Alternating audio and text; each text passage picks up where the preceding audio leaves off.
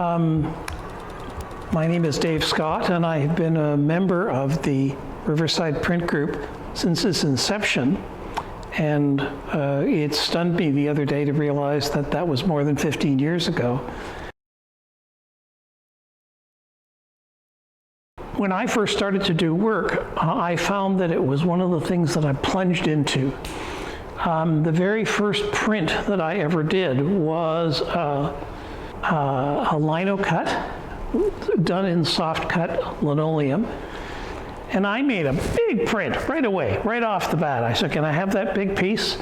And I did this print of Punch, from Punchinello, from the history of comedy.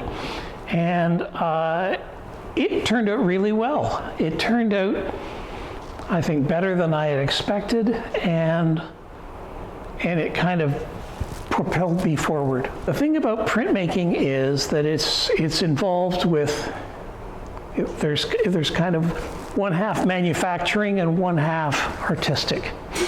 The manufacturing part is polishing plates and preparing plates and working on etchant and all of that other kind of stuff. And the other part is actually being able to draw, being able to come up with an image that you're comfortable with. This example here is a piece that I did in '08, and it is actually done in dry point, and it's done with essentially by scratching the image into a plastic plate, This is an example of chincolet. It's actually layers of tissue paper onto which I have printed the top image. It's actually just black, but it gives it a real depth. I did a whole series of prints about lighthouses because my family comes from a lighthouse background in Scotland. This is actually one of the lighthouses that my great-grandfather served in. That's an example of where I branched off. This is a very first impression that I was able to do using the press up at the Button Factory in Waterloo. And Robert Creighton was the one who guided me in the process. It was kind of cheeky. The image came to me while I was holding the crayon. And that's the kind of work that I hope to do more of in the future. I've also done a whole series of that I call my box series. Essentially, these are boxes that are deconstructed and inked and used as a printing medium. But this is a pretty fair example of what that's like. And it's just essentially one pass of the press, and it was because I wanted to do something large. This is an image that actually won first place in a competition at the Cambridge Centre for the Arts. It's called Four Corners. It was done again with dry point. I think the image is a very strong one.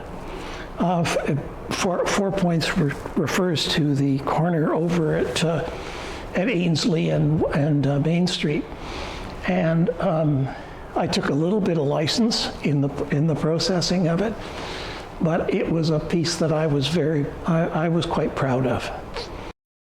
This little guy is an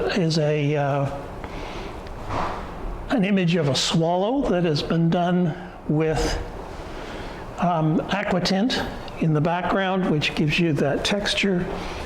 And then the bird itself is actually printed with my finger.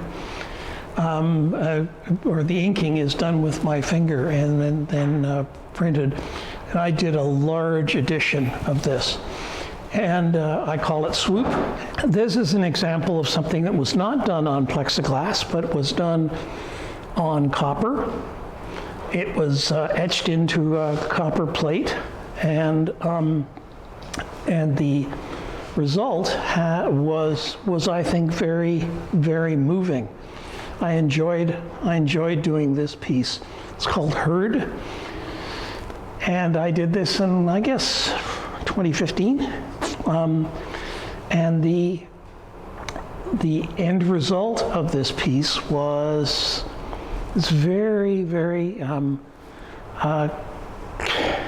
of dreamy presentation about the image, and I can't really claim credit for that because it just happened. And that's one of the things I really like about printmaking, is sometimes stuff just happens as you're working on it. One of the biggest thrills of printmaking is what's called the reveal. And the reveal happens when you've done all of this work and got the plate ready and come up with a good image and done good inking and done good wiping and all of those other great things. But at the end of the day, when you lift the paper off the plate after it's gone through the press, sometimes it's a really happy accident. And then this is an example of something a little wacky. It's a picture of one of the bridges, the Bow Bridges in this case, it's up at Bridgeport in Waterloo. And for some reason, I decided to take an old steamer suitcase made out of leather that my father had, and it was his father's that had been brought over from Scotland. And for some reason, I just thought it would be a good thing to have it suspended in the air. Now, I can't explain to you why I decided to do that, but this is a good example of Shinkalay. The bridge is actually printed on cut-out pieces of tissue, and the background is done in a separate run through the press. Anyway, those are some examples of the things that I have, the work that I have done. One of the things that the Riverside Print Group is good for is providing support and enthusiasm from the other members of the group. The encouragement and involvement of people in the work of their fellow printmakers makes a big, big difference.